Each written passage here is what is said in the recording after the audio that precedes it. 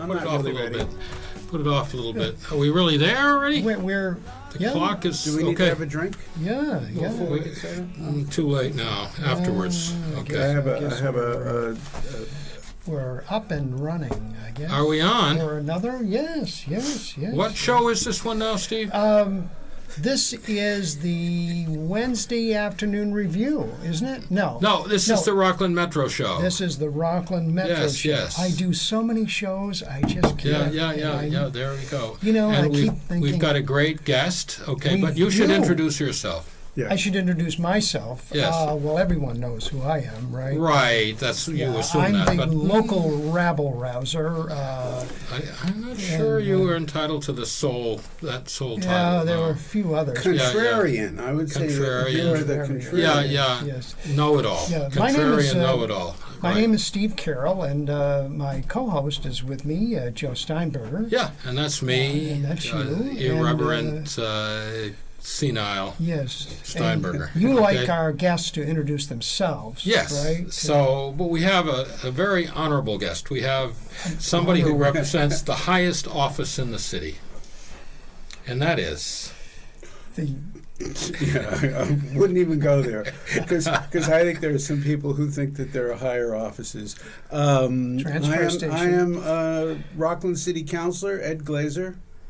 Also, currently as the chief executive of the council, I am the mayor. Yes, chief executive, but really the you're not council. an executive at all, right? No, not really. Yeah. And can we also talk about Ed's future plans? There's, but Well, there's yeah, also definitely. there's an We can talk interesting about thing anything we going want, on, I Steve, guess, you in know other that. towns like Portland, Yes. which has a city manager form of government. And I guess Yes. they're in the process of having a charter commission looking at whether they should really have whether the elected mayor Yes. should be more the chief I executive. strongly advocate what they do in Belfast. I think is a very modest step, which is the mayor. Basically, the mayor in Rockland has no authority except sort of bully pulpit or whatever the mayor is, can speak a bit for the council, but doesn't have an extra vote, doesn't have any executive powers. It's just really used to be called the chairman of the chairman. Council, and then they decided that mayor sounded cool, so they decided to do that. But in Belfast, so here, the city council elects the mayor, and so the mayor kind of represents the council. Right. But in Belfast, they elect the mayor. And it just seems to me that even though they don't give the mayor any more powers, that it gives the mayor a right to speak for the people of the city. That is both good and bad. Mm-hmm. There are other towns, I think Lewiston and Auburn also have almost the exact same form of government, where the mayor is elected. I'm not sure about Augusta. I'd have to look and see what they do there, too. But yes, they have no more powers. They have almost exactly the same powers. And what happens is it does create some frictions between the mayor and the council. And the council, yeah. Because the mayor is not seen as being a part of the council and therefore is potentially Because he at is a odds. part of the council. He is a member. He has a vote on the council. Right. I mean, there are other things. We've seen that happen in But, maybe we need a little more controversy? Well, what we need is a discussion, a serious discussion, with differences of opinion. What we have is this division. This is the worst that it has been in my lifetime, which is rather a long time. That people won't talk to each other. People are afraid to say what they think because the other person may have a different orthodoxy, and people are trying to adhere to either the Democratic Party orthodoxy or the Republican Party orthodoxy. It's extremely. Did you give out the phone number? Oh, phone number, No, So Ed is pointing out yet. if people want to interrupt me, which they would probably want to do because I'm talking too much, they could call 593-0013.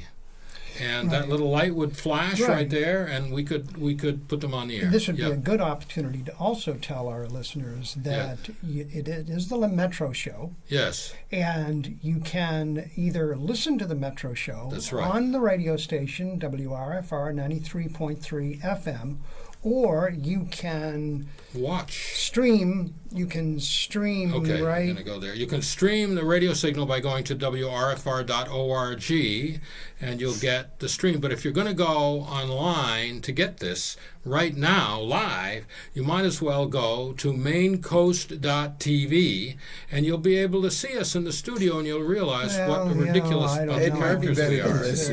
It might be better to listen. Three old men. Yeah, right, there you go. Yes. There's a whole variety of things that I want to talk to our mayor about tonight. Okay. But one has just popped up on my screen that I was unaware of, and I'm sure you must be aware of it. It was a story that Steve Betts posted in the Village Soup this afternoon that said... And I know what it's about. It's about the petition from the police officers. Right. I wasn't aware of it. I haven't seen the article. It's just out, and I only know about it because I happened to have a conversation with Steve about something else, which had to do with, I was asking him for contact information for the woman, Valerie Landsberg, who has bought the old Baptist church on Main Street, and how I know some people who have an interest in forming a Rockland Symphony Orchestra, and they want a place to be, and that, so I want to put them together. Great. But so that got me in touch with Steve Betts, who said, "Did you know about this?" Because he wondered if I had heard about it, if we had talked about it at the Police Review Committee. But I had to confess that I had chosen instead to go to my son's baseball game. Okay. I don't think this came up at the Police Review Committee. I think this particular letter was sent out Monday during the day to the city manager, and then I think at least one police officer was going around making sure that the counselors had the letter. Yes. Good for them. I just, whatever it is, but not speaking on the specific issue, but that they would have the courage to do that, okay, is to me Well, I great. think it's a bit more than that, and I don't know if I'm quoted in that article at all, because I may have given Steve an email answer later than his deadline to publish it. But what I find interesting about it is there's this sort of wall of silence that we know between the police department and whether it's City Hall or the citizens.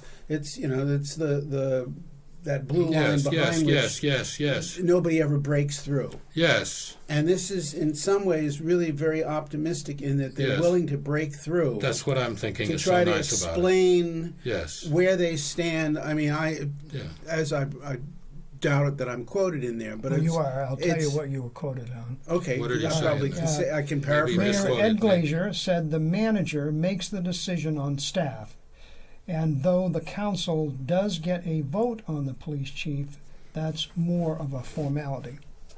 Yeah. True, and sadly. But so them reaching out to us as the council is an interesting thing. It's really a matter of sort of PR at that point. But I think it's not necessarily, and I wouldn't agree with that, because I think there's power there in the council, even though you say formality. But in fact, you do have the vote on it. If the council really decided no, normally you let the manager decide. The reason the council has that authority to vote is to make sure that it's not to really choose who the next person is going to be. Just make sure that it's not a nepotism or something. Sure. No, I understand, because you generally defer to the manager. But if you had a reason to be unhappy, you could be unhappy about it. And the council doesn't really have a say in who gets hired. I mean, obviously they have a vote, but it's not really a say in the sense that we allow the city manager, whoever it is, to make those choices for the staff that they have. But I think that the police department reached out to us is is a great sign that even with all the other stuff going around, this police committee that they can't stand or somebody who they don't trust, they're still willing to think of us as being a tool for them to reach beyond that. And the police committee that they can't stand, I'm not sure that that's true. No, they some of them can't, and I am hopeful that that part of this stepping up, that they have done is about not wanting to go along with sort of the hierarchical decisions that are being made, and would like, as a group, to have more of a say in it. When I said that they can't stand, I mean, that's some people's observation from the outside. Yes, I'm not saying that that's necessarily the police department. But some of them can't. I mean, I know from experience, but I don't know that it represents the majority on the serious police conversations force. with individual police officers Yes. who think it's a good idea. Yeah.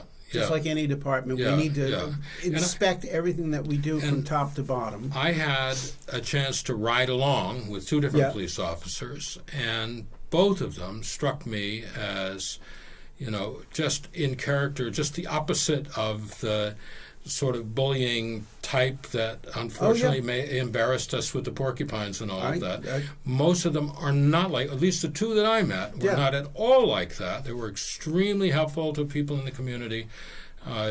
So I think that listening to them might be a good idea. Well, it does get to the question of morale within a department. Yes. It's not that they should have the final say who their boss is, but if you want to encourage the kind of morale where they work together and work with the community and work with the city manager and whoever the new person is, you don't purposely go out of your way to step forward in a way that they're going to look at it and say, why the hell did they do that? That's the exact opposite of what we wanted. This question of whether they should be able to choose their own boss, it's a really interesting, really fundamental sort of political, philosophical question, because you could certainly organize a government on the principle that where you have a bureau, an agency, a department, that it's run democratically, and that the people who work there have the power. I mean, it can be somebody above them that is saying, no, wait a minute, you can't do that. Certainly you need that, and the government, has to be above them, but it's interesting anyway. Yeah, pirates. Well, that's what pirates do. did. Pirates pick their own captains. Right. Yeah. Whoever's the strongest and whoever gives them the most money, that's who the pirates pick. Yes, and it wasn't just pirates, because I guess privateers might have been operated in this similar way. Privateers were a little bit different because privateers were sanctioned by the government, and oftentimes were like a merchantman who would be involved in Right. That's right. As a former schooner captain, and I'm looking at you now with a different light and saying, well, wait, you're not the former schooner captain. Ed's the former I schooner said, captain. Ed, as a former schooner captain. I'm Okay. looking at him in a different light now, wondering what you would look like with an eye patch and a... he would have loved it. I know, he would have loved it. You should have seen me after my cataract surgery. That's what I would have looked like as a pirate. Do you know how Ed and I met? No. Oh, God, let's not go through that. Let's not go there. All right, we won't go there. I like you too much now to rehash that. Right. Okay. So that's a very interesting letter. I don't know where it goes from there. I don't know what's going to happen to it. I don't, Well, let's just move forward then, if we will, to the subject that I'm just make a prediction that Chris Young is not going to be hired. I think it would be completely insane, for Tom to hire him after that. It's part of the problem of perception. Mm-hmm. Chris is well liked in town. I mean, I think he did a great job from the outside. I thought he was doing a great job as the police chief.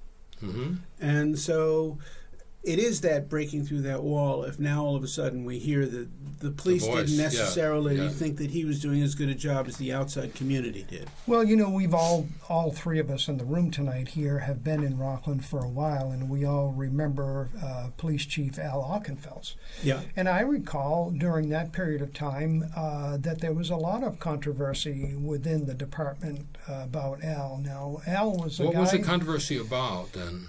Oh, I don't think we've got time to get into it on the show tonight here, but within the department, with the officers against the management tactics of Al. But I wonder, do you remember much about that, Ed? No. I don't No. either. I mean, I know that there remember was vaguely, some. but I yeah. thought it was from the outside more than from the inside. Well, I knew a lot of the officers on the department at that time, and I remember there was a lot of interior conflicts. Yes. A lot of the officers didn't get along with Al and had real internal conflicts. But anyway, that is a developing story, which we will move on from. Okay. And, all right. Where do you want to go? I want to go to the budget, my favorite of all topics. Oh, yeah. Because, I guess that leads me Well, right it raises directly. many of the same sorts of issues. Really, Yeah, it it's does. the same. But It leads me right into my main Good. my main Go for You're the host. point. Don't beat around the bush. All right, Just say it. I won't. As you know, Give him a Ed, minute. and you've been on the council for a while, and you've been around for a while, and you know that every year I come and I bitch about the fact that we're spending more money. And why is it that we can't tighten our purse strings and get along with spending either the same or less? And each year they very cordially listen to my remarks and then breathe a sigh of relief when I leave. So I just want to ask you, as the first question about the budget, which has been proposed at 7% above last year. What is inflation since last year? Do you know? 8%. Yeah, Well, there since you go. Biden got elected, it went Well, from there you go. 1% There you go. under Trump to 8% under Biden. Right. And I know we're talking with And a Democrat. Russia invaded so- Ukraine, which they never Yeah, would have yeah, done yeah. if it had been Trump. And Right. But what in else? any There's a event, resurgence the of world is coming COVID, to which an would. end. So yeah, here's yeah. the Okay. big picture. Yeah. Right. All right. So Rockland's coming in with a 7% proposed increase. As you know, Knox County budget is going to be up, as well as the school is going to be up. So this is going to be the year from Hell. right. So let's start there.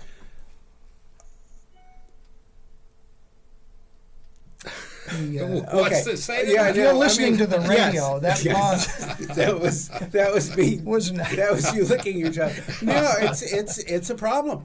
I'm not in favor of the budget the way it's presented. I don't think any of the councils are. I don't know that the city manager is necessarily in favor of everything that's in here. There are a few, as he said in his letter, there are a few things that drive the cost up. Oil. Payroll. Let's Well, start with let's- payroll because that's number one. Payroll, since most of the employees are unionized, they're going to get a what was part of the contract, which is only going to be about a 2 or 3% increase compared to inflation, which is at 8%. So it's almost And like they're compared to going- what typically are payroll Right. increases for private companies these days, right. which So go up much it's more not than it's that. not an outrageous amount for employees. So Right, but that's we're- one. I mean, you want to say that they shouldn't get any raise? No. We have employees. We have a responsibility to these people we hire. Now, if we have too many employees, that's a different concept. You know, if we shouldn't have quite as many people doing something, but if we're going to have this number of employees, we have to take care of them. So we need to make sure that they get, even if it's only part of I don't No, think I that- definitely agree with I that. don't think Do you there's any disagree with argument that? on Okay. that. Okay. Here's my so question. then the next step Okay. is we have these buildings. As you know, oil prices, Well, let's stay on gas the payroll. prices. Well, no, No, wait a no, I'm minute. just going on what the I drivers think, are. Ed, you know, The- let's come So- back to the question of whether we have too many people, Right. okay, Right. and how we do that. We'll Ed, circle let's- back. The we'll other we'll things that circle back. are we almost have no control over the cost of oil. You know, we've been doing everything we can to save energy over the last few years. You know, we've gotten rid of all of even the more efficient neon lights. We've replaced them with LED kinds of lights. So our energy bill is going down. In fact, because we're part of this solar That's project. also Biden's fault, right, Steve? Right. Okay. There are Because so we many, I have don't this, know where to start. we have this solar project. We're saving money over what we used to pay in electricity, even though electrical rates are going up. We're making money off of that because we're now selling our electrical credits, and we're making, they cost us a certain amount, and we're making money off of what they cost. So we're doing good as far as consuming or having solar power energy, and it's saving our own electricity. We're moving in the right direction. It's not enough. But oil to heat the buildings, even if we've replaced them with more efficient heat pumps or whatever, is still going to be a lot more expensive. According to what he wrote us in his opening letter, it's going to be like $125,000 more just for heating the buildings that we have, the library, the police office, police station. We have a few things that people in town really want us to have, which is a recreation department. We're starting that back up again, and that means we're going to have to hire another person to work there if we're going to offer real recreation department programs. But by the time you hire a person, you pay their benefits, you start offering programs. I haven't looked to see exactly how much more it's going to be but you could easily be another $100,000 just to offer real programs. Now, is this the year to do it or not? I don't know. I think that's going to come up as a discussion. I say yes. I mean, but so there's going to be some of the cost drivers. Another cost driver, and this is where we really get into a problem, is the fire department. And this is something I've been harping on, and I will talk about this more over the next few months, is the fire department has a shift system. And they now have 3 shifts that work 48 hours, 28, 4 hours in a row kind of thing. And it adds up to a certain amount. Other fire departments in the state are shifting to 4 shifts. So that would mean a third more in cost if we were to go to a 4th shift, right? Because now everybody's working less hours, but they want to get paid the same amount, but you now have to hire an extra 5 firefighters. And the reason to do that is because they're worried that they're not going to be able to get enough people to fill the slots doing it the way we've always done it. Right. Well, that's it goes also back to true. This labor shortage in general. The labor shortage in general, especially skilled labor. We're going to find the same thing with the police department. We're finding the same thing with public works. Any skilled departments. So the fire chief came up with that for this year as a way to make sure that they stay fully staffed. I don't think that's the answer. I think there's a number of people who are looking at this and saying maybe it's the long-term answer, but it's not the answer for this year. We can't afford, whatever it is, almost $300,000 more this year just to do that. This isn't the year to do it. Inflation. All right, let's talk about the fire department, okay?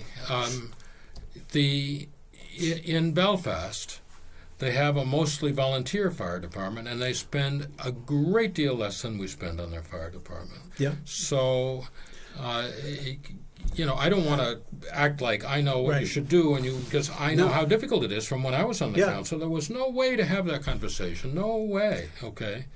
Right, and a volunteer fire department is a wonderful thing, but if you look at the rest of the towns around here that have volunteer firefighters, they're having fewer and fewer people sign up.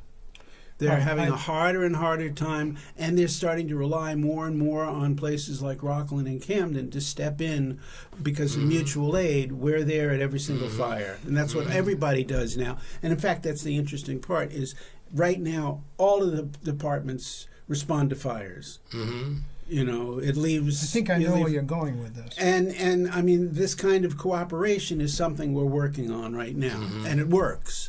Especially in places where they have volunteers. Rockland does have a call division, and those are basically volunteer firefighters who show up. You call them when there's a fire so that you don't have them on staff all the time. More and more of Rockland's fire department, we don't have just a fire department. We have an EMS department. It's part of the same thing. So everybody's got cross-training in all these things. And more of our calls are emergency ambulance calls. And if it takes 2 people and you've got 5 people on a shift, all of a sudden you're down to 3 people. If you have a second call, then you only have 1 person in the fire station. So in effect, you do have a volunteer stepping. But what you're talking about is where I really want to go. Is we're going to have this problem more and more in these towns We cannot afford, even in the towns where they're paying more than we are and have these 4 shifts, they don't have enough firefighters. There just aren't enough people, and we cannot raise ourselves out of the fact that we don't have enough people. There's just no place for them to live in Rockland that they can afford. They're all living in Warren, or they're living in Hope. So we have to find something. I don't know what the answer is, but we have to find some way of increasing well, I think you cooperation between all of the towns. I think you do, because you have an interest in the Knox County. Well, that's the reason I want to be on I'm running as a write-in candidate. So if anybody is a Democrat, nobody ran. You're the only candidate. I'm the only candidate. I was waiting for somebody who really wanted to do it to step forward, and I said, well, somebody's got to do it, and I have this sense of responsibility for my community that if nobody else is going to do it, despite all I know about you, you have to do it. It's a write-in candidate, so if you vote at the primary, you have to put my name in there, Ed Glaser, and you have to check the you have to box. do this in the primary. Yeah, in the primary. I see. You can't. I can do it later, but I wanted to really do it in the primary to get it. Primary. Yeah. I mean, isn't there a move afoot? I hate to diverge here, but isn't there a move afoot on the state level to make it so that independents can vote at primaries? Yes. Yeah. You can cross into any primary. It's not like it's an open primary where a Democrat can vote for a Republican. I would be in favor of that very much. But it's semi-open in that an independent or an unregistered wouldn't voter. both parties be against it, so it could never pass in Augusta? Well, we'll have Dave Mearmont on the show next week. All right. We'll be talking about that from the state level. But the thing is, Ed, I know we've talked about this before. I was on the Knox County Budget Committee until they threw me off. And one of the things that I brought up and generally fell on deaf ears is, why don't we consolidate a lot of these departments, police, fire? I don't know that the county is really the group that should be doing it, but I think the county can certainly help. The county can certainly set up models that work. It may be that 5 towns get together and sign mutual, aid pacts or it won't memos be up of to the understanding. county. It won't be up to the county. It'll be up to the towns and the city. But the county can certainly be a partner in all of that. And open to it, yeah. And open to it. There's some give and take. One of the problems with the county, though, is we only have 3 county commissioners. And having 3 county commissioners means that towns like Rockland, Camden, Rockport, even Union overwhelm the smaller towns. So they don't feel like they're getting the kind of representation that they want. Owl's Head doesn't feel like they're being represented. Right. Cushing, St. George. But they are, of course. They're being represented in proportion to the number of people who live there. But if I'm running for the 1st district, the 1st district is Rockland, St. George, Thomaston, South Thomaston. So St. George doesn't really feel like they're getting the kind of representation that they should. So I'm going to I don't think there's any way to suggest a charter amendment for there to be at least 5 commissioners, so that it's a little more evenly split, so that some of the smaller towns. Is there a county manager? Yes. Yeah. So Andrew Hart is the county executive. Yeah. I don't know, Ed. I think that that's a mistake. You're still going to be electing it in districts, but I think then the smaller towns feel like they have some input into what's going on. From some experience with 5-member, 7-member, 3-member. Oh, well, yeah. 3 I mean, could be a lot more effective. You're right. There should only be 1 member, and it should be me. Well, no, 3. I think, but 3 is very different than 1.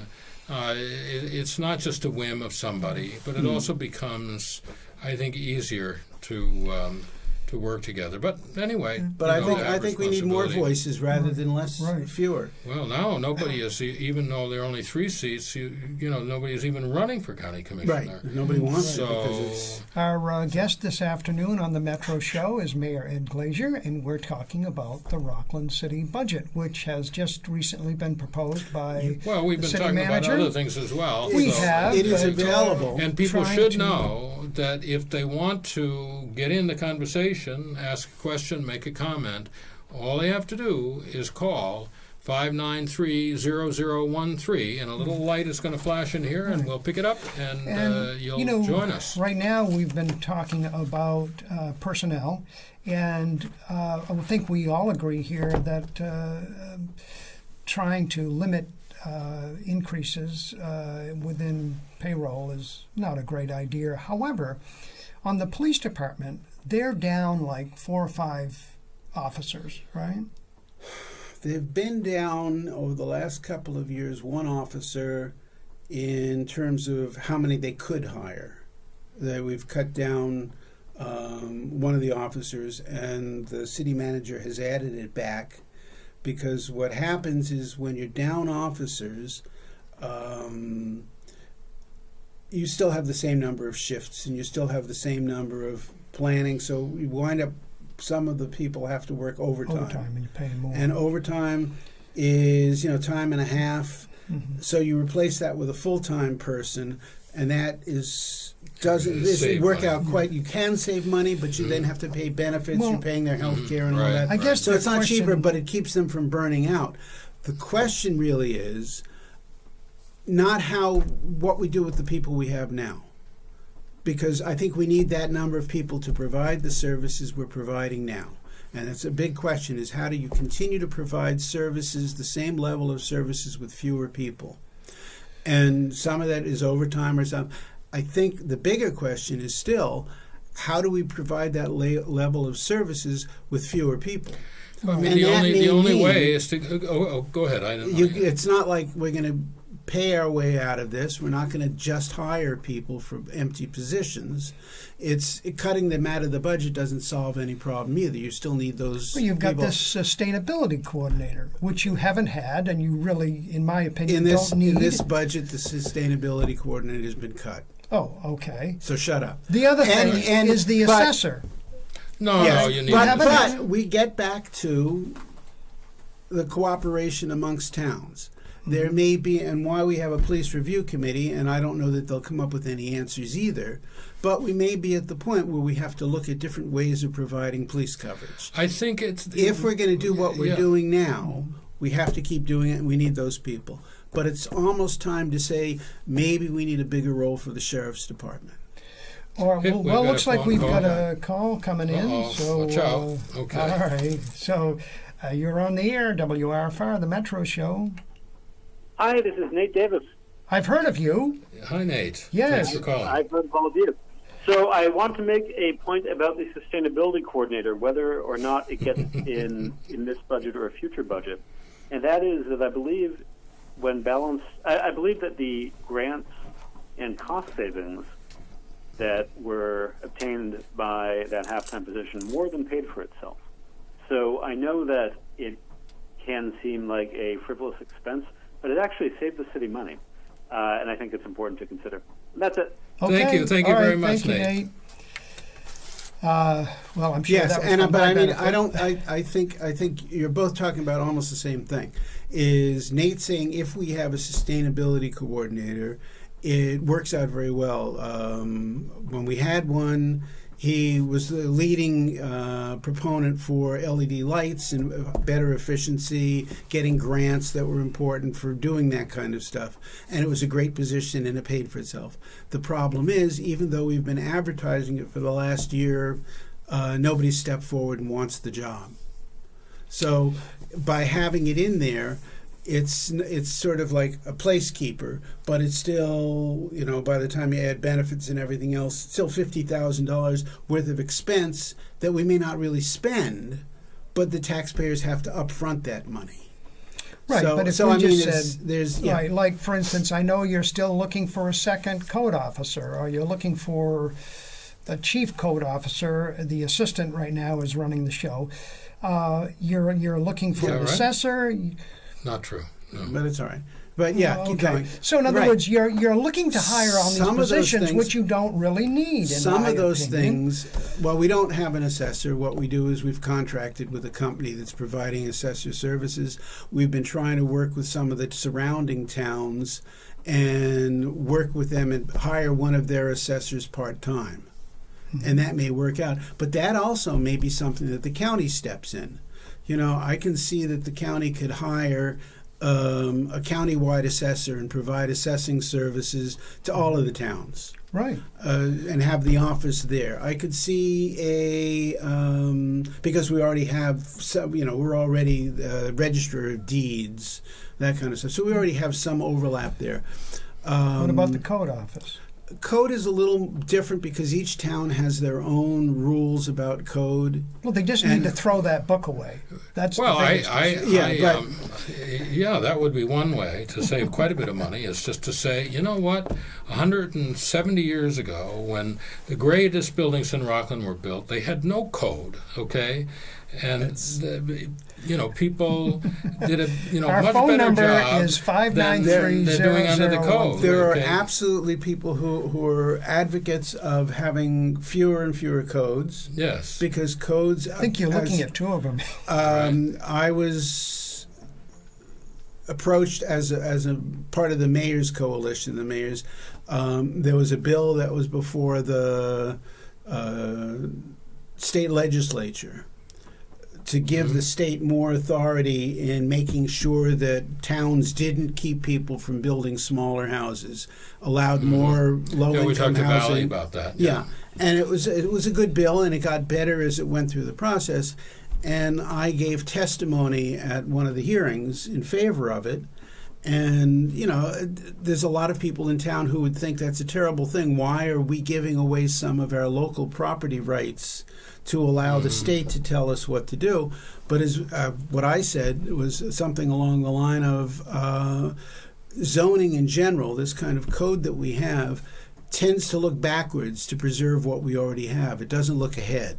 Mm-hmm. Yes. That's very true. And also the question of authority, I mean, you want to give towns a lot of authority to be themselves, but you wouldn't give towns the authority to say, you know what, we don't want Asians living in our town. Yeah. Okay, and this is a little bit the same thing. It's like we don't. There are people, we only want the upper class in our town. We don't want the lower class in our town. There are people who will say that of its very nature, zoning is related to class. Mm-hmm. Yeah, and in some cases, it was related to color. In some cases, it was related to religion. It was as much as anything to keep people out. But the steadiest, clearest thing is class, and today particularly. And so, I mean, this gets into a much broader discussion, but that's what we do on this show, okay? And that is, I just read something. I mean, you're a Democrat, okay? And I've been sort of both and neither and whatever. Trans. Now I've decided I'm a trans. Now I decided I'm a libertarian socialist, okay? That's what I am. But I just read something. It was in The Nation, among other places. The study had been done by Bloomberg using IRS data. I can't remember the exact numbers, but basically it's this.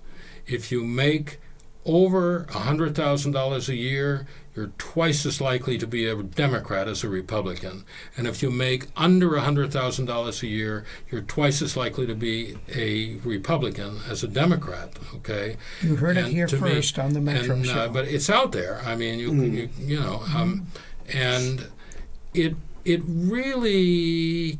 So now I'm speaking to you as somebody who's active in the Democratic Party. It really speaks to what I have been saying is that there's a huge amount of hypocrisy. And one of the hypocrisies is all this focus on race, calling racist, and no discussion about class and the fact that, you know, what Martin Luther King said at the end of his career was, this is more about class than race, okay? And the only way that we're going to get anywhere for working people, for blacks, for whites, is to band together. And yet we're being split apart by this racist thing and being diverted from the real issue, which is class bias. Right, because two things. One is the Republicans have been very good at using race to divide people. Mm-hmm, The Democrats haven't been doing that. They've been using that as a wedge issue, just like abortion. You use those things as wedge issues, and therefore you build your base that way on fear. The other one is, if you look at, I don't know the statistics, but I bet if you look at the people who are over $1 million a year in income, I bet more of those are Republicans than Democrats. I don't think that's true, actually, but let's look it up, okay, because we don't know. Yeah. Right. But before we get too far afield here, I bet there's a lot of our listeners out there who are very curious about the rec department and what the city council may be thinking about. Well, they want to fund it, having a rec department. And they may have some questions. Do you think we should cut the rec department to save money, Steve? Well, I think only a few minutes left in the show, I think we should bring it up because we may have some questions about that. I really haven't had a chance to go through this budget. We just got it. And we will be discussing the budget for the next month. Right, on Wednesday nights. Wednesday nights, Monday nights, and Wednesday nights. And I think next Wednesday is the police department and the fire department, I thought. They always change. They throw things at us. So we have the book. Is the budget online? The budget is online if you go to the city's website. Okay. You'll find that the budget is right there. The budget schedule is right there. The links to watching this are right there. So I can tell you right now how you can save a little money, Ed.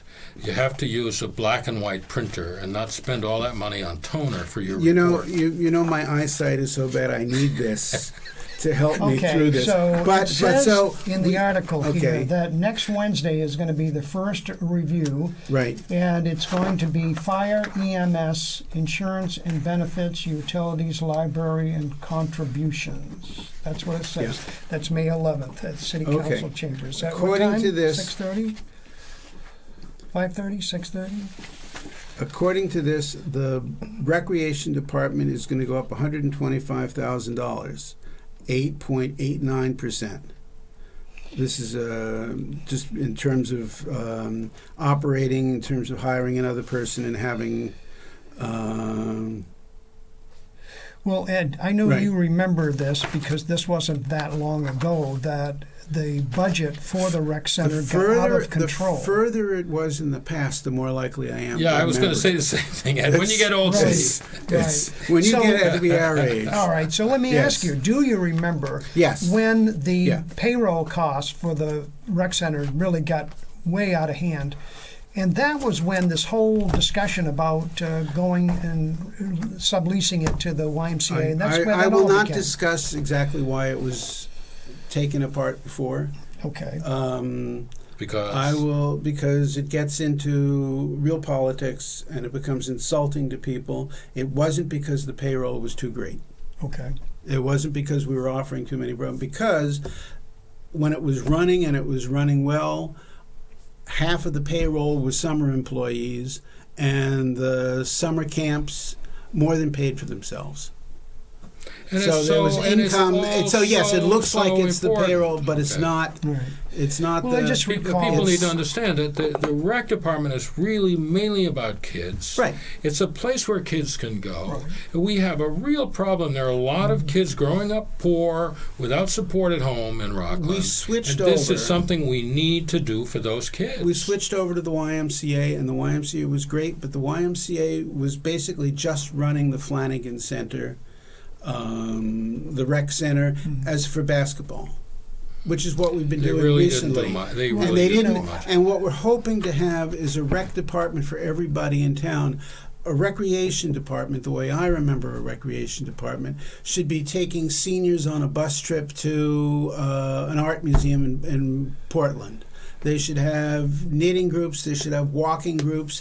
They should have... They've got this great tower room. I hope that gets Yes, the tower room is going to be... the city has taken over the toy library for little kids that used to be in the church. I don't know if you remember the toy library. Yeah. You take out a toy for a week. And that's going to be in the tower room. Oh, that's too bad. I mean, I like the toy library, but I like the idea of a place where people can meet. Well, it's going to be used for multi-purposes. It's not like okay. it's only, the toy okay. library is only open a couple of days a week. I see, okay. From, All right. No, whatever I sort of time it imagined is. that was going to take over the space. Well, it's right? about 15 before the hour of So 6. we have a only few 5 minutes left. yeah? We have about 10 minutes left. 10 So minutes. Okay. I just wanted to So- mention, if anyone has any questions about the rec center or would like to offer a perspective, our number is 593-0013. Or anything else you want to talk about. I'm sure you're tired of hearing about this, Ed, but a lot of the old people like myself have fond memories of growing up here with the rec center and all the programs that we had, and the basketball, the mini, what do they call it, the Mini camps? the Little League. And Oh, yeah. And that's another thing. Little League is separate from the rec department. Little League is its own. But I was thinking and of the Little League, basketball program that they had for little kids. we're What was looking that at called? I forget now. Pee Wee basketball. Pee Wee And basketball. the key, yes. by the way, and this comes back, and we're not going to be able to resolve this issue, but the key to making it work and really work well is volunteers. Well, yeah, there are a and few without departments. that, as soon as you start getting into everything is professional, everybody, liability, you can't, whatever, it's over. One of the problems you have in the past is we've had rec department people who were basketball coaches or that. What we really need is somebody who's a recreation person who is better at organizing volunteers than doing it themselves. Because this is, of all the departments, there's a few departments in the city, the library, the rec department, that really have to work on volunteers, have to work as an extension of the community. Different people have different skills and different affinities. So if somebody wants to donate their time, we have this volunteer flower group. Right. Which does incredibly wonderful things around town. We can always use more volunteers, but it's more a matter of organizing the volunteers than it is of doing the flower work yourself. And so we need somebody. I think Donald is getting better at this idea of finding ways to deal with the volunteers. It's the same now with the lighthouse. The lighthouse is going to need volunteers to do open houses. We can't afford What to about pay the people. shuttle out to the lighthouse? Are we going to have that this summer? No, it's just because there's so we many. don't want to get into that. No, discussion. the Dave Gelinas, who bought a boat to do that. Yes. It's going to take him long enough to get Coast Guard certification for that boat that he'll lose most of the summer. Anyhow, and it's Just it's another not bit of worth it. evidence of how all these rules actually make our lives worse. Or maybe they make them safer. The reason we're we gonna have die Coast anyway. Guard. Well, yeah, but we don't need to have them die in Rockland Harbor and frigid waters Right. in the So spring. before we get But- too far down that road, Yes. can we just stick on the budget? the rec center, okay, and the sure. and the budget, and what your What- feeling is as far as the budget goes this year with the I'm- rec center? The problem I have, and I think we have to figure this out, is Rockland is in the top 15 most expensive mill rates in the state. There's like 500 towns, and we're right at the top. There are some towns, tiny little towns, that have almost no valuation whatsoever, but they have a government, and they're up around almost $30 per thousand. But other cities our size are managing better than we are. But a lot of the cities are managing much better than we are. Yeah. I mean, it's in a smaller range by the time you get into the mid-20s, but we're in the mid-20s. And it had been going down, and now it's starting to creep back up again. A lot of that has to do not with the municipality, but with the school budget. The school is, you talk about needing to spend money on things, they have to spend money because of the state. Rules on special education, those kinds of things. Secondary Well, that's problem what to they that say. is I mean, this. that's what they say. We have people who've been on the school board who look at that, and I think they're doing a good job this year. They've said, no, we can't spend that much money, so we'll see what happens. But in addition to that, Rockland has a third of what some of the other towns have per student in terms of state funding.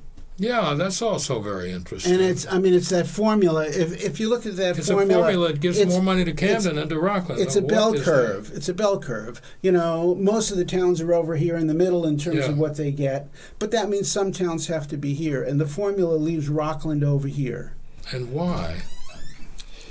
I don't quite understand. I understand the revenue sharing from the state. I don't really understand the state school funding formula. It has to do with valuation and the fact that we're part of a bigger community that also includes St. George and Owl's Head and some really expensive properties. And of course now our properties are going up in value, so that's added in. It doesn't include how much the people who live there get paid, so that property values are a big funding part of it, but I can't believe that our property values are that much higher than Bath, though, that we're only getting 2/3 of what Bath is. But that's millions of dollars. Yeah. And if we added that to the budget, right off the top, our budget would be a fantastic budget. Right, but we all know that Valley Geiger, who's our state representative, who was a former city councilor, has been working diligently on this. And as if you read the articles about that, when our other councilors have been to Augusta to testify in favor of things, I think we've come to the conclusion, and it may be one of the next steps, is state Constitution, state law says it has to be funded equitably. And it obviously is not being equitably funded. And unless we take the state to court, we may never see any kind of resolution. Well, I think we should. Let's take the state to court. I think that's what I volunteer pro bono my incompetent legal services. Well, yeah, we don't need incompetent legal services. We need good legal services. But I don't know. It seems to me that it doesn't take a genius to see that it's not fair. But if you look at that bell curve, we're over here, but there's some towns over here that are getting more than their fair share. They don't want to give that up. Yeah, no, of course. And that's the real problem. But it's just the fact that Camden gets more than Rockland is proof that this is completely unfair. So we're not going to do unfair. anything this year about the state funding the school. That's quite obvious. So what are we going to do from a city level? We're just going to have to tighten our belts. No, we will go over this again. Owners. We will go over this some more and cut some more stuff out of it. But we're stuck with some stuff that's going to go up that we don't have a choice over. Things Can you like pledge a zero increase? No. Not in a time of inflation. That doesn't make sense. If inflation is going up 8% and fuel prices are going up 20%, how can you unless you cut services? That's where we come in. If we can come up with services that we're willing to cut, but I don't think we are. If people will say, we should be paving more roads. You know what you can do? Solve the problem of the high mill rate? Just do a revaluation, because right now the city properties are worth twice as much as the assessor says they are. And within 2 years of us having just done a revaluation where everybody said, you've made my valuation go up too much. Yes. Yeah. It's that's part of it, that the reason that the mill rates are high is because but our taxes, even compared to that, our taxes are high for what you get for where you live. Even because the mill rate can change, but the taxes have to stay the same. But how can we just keep continuing to increase taxes? Well, we can't. Well, we are. To the extent that there's inflation, we can. There are a few things that are going on also, and I haven't quite seen it, but if you're a lower income on a fixed income, the state has money that they give back to citizens. The federal government has some kind of earned income tax credit now. They're recognizing that people who are on the lower end or the fixed end need money, and so they're getting money back from their taxes. Well, there's a homestead exemption, and that needs to be better funded. And the state now has passed that if you've been living in your house for over 10 years and you are 70 years old or older, that they will pay your taxes your property taxes. In exchange, of course, you're giving them a lien on your house. It's a reverse mortgage. Oh, well, that's generous. Right. But I mean, Jesus. it's at least. I was starting to think, wow, that's great. No. I'm going for that. But at And then least, he says, but at least, no. right. But at least for a lot of people who may not have family that needs the money, and they have no other means of support, they can start cashing in on the equity of their house. Well, our guest today has been Ed Glaser, Mayor. Thank you very much, and Ed, City for joining us. Councilor. It's been My fun. pleasure. Be sure that you go to your primary this year. And If you're a Democrat. If you're a Democrat and you're in Rockland or... But it doesn't really matter because South one way or Thompson. another, you're going to win that primary. I have to get 100 You have to get votes 100 votes to get my name on the ballot in November. All right. right. And so if you want to have a voice heard on the budget, the Rockland City budget, Please can the contact public us. come to these review Oh, yes, sessions? Okay. absolutely. So we have a public the next comment one is period. Wednesday, May 11th at City Council Chambers. Just go to the city website. What and time get is the going to start? information. I think they're all at 5:30. 5:30. Hopefully, we'll last no So more you can than listen 2 to hours. the the beginning of the Metro show and then We go to the are council more meeting. than happy to take letters from people. Our email addresses are on the city's website. Okay. Well, thank you We all respond. for joining us. Okay.